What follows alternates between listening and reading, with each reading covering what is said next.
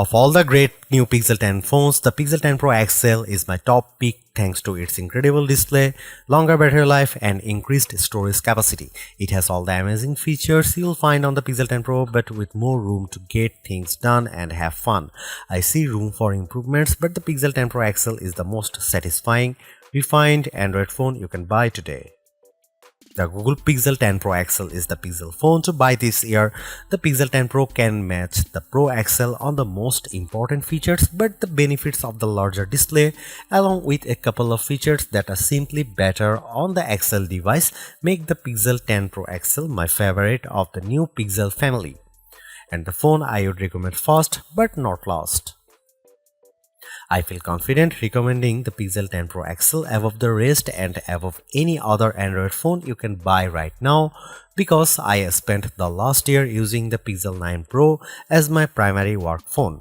That means I know exactly why the Pixel is a great phone for being productive, but I also know that I wish I would had a bigger screen than the 9 Pros. The Pro XL will be my primary device this year for sure. If you haven't checked out a Pixel phone in a while, you really should head to a store and get your hands on one. The latest Pixel 10 Pro XL is polished and well built with a refined look and gorgeous materials and color combinations. It's a much nicer looking phone than the latest iPhone 16 Pro Max, and it delivers on a number of features Apple hasn't been able to match. Google's AI features are the most advanced on any smartphone and often most unobtrusive. The newest AI features like Magic Q and the live translation don't feel pushy or overblown, and they don't produce embarrassing or useless results. Google is pushing AI into the background as a silent helper where it should be. Of course, all of the new Pixel 10 series phones have Google's advanced new AI features like the live translator that not only converts your language into another tongue, it also speaks with a voice that sounds remarkably like yours. That may sound alarming from a privacy viewpoint, but Google says this processing happens on the Pixel 10 Pro XL and not on a distant cloud computer, so your conversations and your voice should be safe. So what makes the Pixel 10 Pro XL so special, the best of the Pixel 10 bunch? First of all, Google's Pixel displays, so-called Super Actua displays, are among the best you will see on any smartphone. These screens are bright and colorful and very sharp. When the screen is this good, I want as much screen as I can get, so I prefer having the larger XL display at 6.8 inches. It's 0.5 inches bigger diagonally than the Pixel 10's display, and that equals 13 square centimeters of extra screen space. The Pixel 10 Pro XL also has the largest battery of all the new Pixel phones, and that equates to the longest battery life, both in my real-world testing and our battery rundown test. It wasn't a massive difference. The Pixel 10 Pro XL only lasted an hour longer than the Pixel 10, still every bit helps. The Pixel 10 Pro XL also charges faster than any other Pixel 10 device, whether you are charging wirelessly or with a USB-C cord. If you have a 45-watt charger, the Pixel 10 Pro XL can charge that fast compared to the 30-watt charging on the other two Pixel 10 phones. The Pixel 10 Pro XL can also use faster wireless charging. Again, it's not a huge difference, but every detail matters. The biggest benefit for me is the combination of Google's winning Super Actua display with the Pixel 10 Pro XL cameras. If I am taking serious photos, I want the biggest viewfinder possible to get the right shot. The extra screen space on the Pro XL phones felt like a big advantage, and if photography is important to you, I'd recommend the Pro XL phone first. The Pixel 10 Pro has the exact same camera specs, but having the bigger Pro XL display helped me to take better shots. Are there other benefits to the Pro XL? Well, not really. It isn't any faster than the Pixel 10 Pro or even than the Pixel 10. In our benchmark tests, the extra RAM in the Pro models didn't seem to make much difference. Pixel phones still disappoint if you only care about the numbers. I don't rely on benchmarks, though the Pixel 10 Pro XL was satisfying and quick in almost every task. There was some lag on the camera, but most of other features, including the latest AI helpers, ran smoothly with no delays. Google has another winner with the Pixel 10 Pro XL and the whole Pixel 10 family. Between the premium design, the excellent software, and the advanced AI features, this is a phone that iPhone fans should seriously consider, and Galaxy owners should envy. I'll be keeping this phone close by, snapped to my MagSafe charging stand until an even better Pixel comes along. I remember the days when a new phone would cost the same but come with more storage and RAM than last year's model because component costs had decreased. This year's Pixel 10 Pro XL is more expensive than before and it comes with 256GB of storage, but I'm not awarding Google any medals for giving the phone enough space. This phone should be cheaper. To be fair, 256GB of storage is the right amount unless you play a ton of games or you shoot video with your phone at high resolution. There's a 1TB model available, but only serious enthusiasts need apply, and you know who you are. The color options this year are a bit drab. I like the moonstone color and the jade, but they aren't very exciting.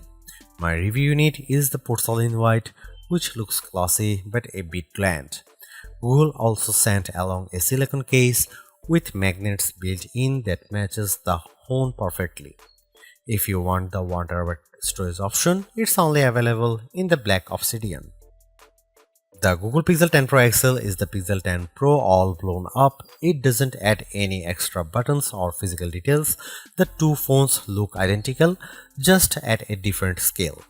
That's a good thing because the Pixel 10 Pro is a great looking phone and it keeps the same exact design as the Pixel 9 Pro. That was my favorite phone of last year. If it ain't broke, don't fix it. I like the Pixel 10 Pro XL design even more than the latest iPhone 16 Pro Max. It feels just as refined as Apple's phone with fewer unnecessary buttons to get in the way. Does anyone actually use the camera control? I know I don't. To be fair, I don't use the temperature sensor on the back of the Pixel 10 Pro XL, but I can ignore that easier than a button. The color options are a bit professional and bland, but closer inspections shows more attention to detail than I would have expected from Google. The jade color of my Pro review sample, for instance, was matched with a light gold frame that looks barely glided. It's a gorgeous match. The speaker grills on the bottom of the phone are new and color matched to the frame you choose. It's a nice touch that most people won't ever notice. I have no complaints about the Pixel 10 Pro XL design except that I would like to see more interesting color options. Google at least matches its phones perfectly with its silicone case colors, and like the Pixel 10 phones, the latest cases have magnets inside that secure a very strong connection to any Pixel Snap or MagSafe accessories you might buy. The Pixel 10 Pro XL and the Pixel 10 Pro have identical camera lenses and sensors, but I am calling the Pro XL the better camera phone because of the larger display and longer battery life.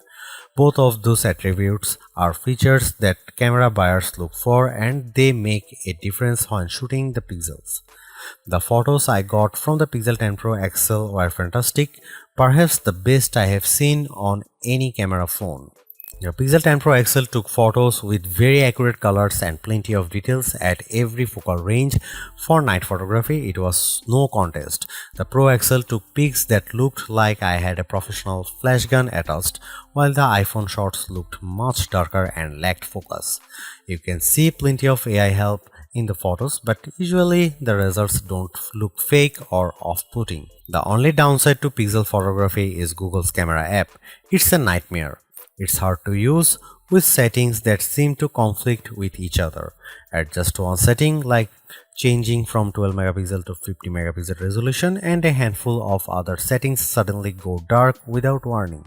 Here you can see some camera samples of the new Google Pixel 10 Pro XL.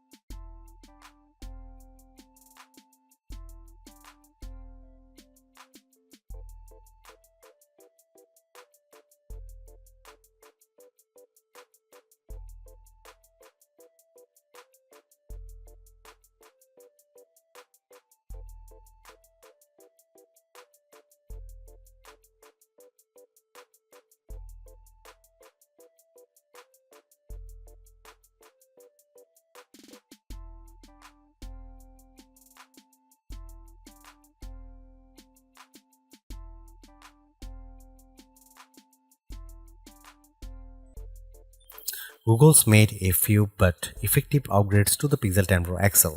It's a masterclass in efficiency, changing and improving just enough to stay almost the top of the pack in the most areas. The display's brightness is unmatched, and the camera's ultra-wide perhaps aside offer a balanced natural look that I can see a lot of people liking. It's unfortunate the Pixel 10 series is still the lowest powered of the flagship phones on sale today and lags behind its main rivals on battery efficiency. Hopefully, access to Google's latest AI tools makes up for that for anyone who decides to take the plunge, although perhaps give it a couple of months if this is your primary reason. Hopefully by then the seemingly incomplete Magic Q and the preview version of the camera coach will have been made whole. The Galaxy S25 Ultra may still be a better pick for you if you want more power and power efficiency from your phone. The Pixel 10 Pro may also be a better fit than the XL considering you only sacrifice display size and battery life for a cheaper phone that's otherwise just as capable as its large sibling. But the Pixel 10 Pro XL is the most capable of competitive of Google's latest batch of phones. If you are buying a phone right now and want best-in-class software combined with top-tier hardware, this Pixel is probably the one to pick.